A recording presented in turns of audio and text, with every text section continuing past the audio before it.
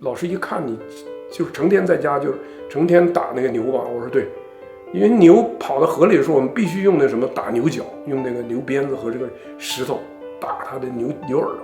飞过去，不许让它再互相打架。习惯了，因为我的邻居小柱就是专门给队里放牲口的，我每天回去放学的时候就跟着他一起骑回来，把那几十头牛和羊赶回来。因为驴不听话，老去干别的，去踢，完了或者去撒野，就把那个公驴给抓一起给斗。还有一个公牛在那老打架，或者是老欺负别的牛，就把这公牛，只要是公牛欺负牛的，给它弄到水里去，给它呛得翻板。牛啊，给它一进水，它就没辙了，牛就一点办法没有。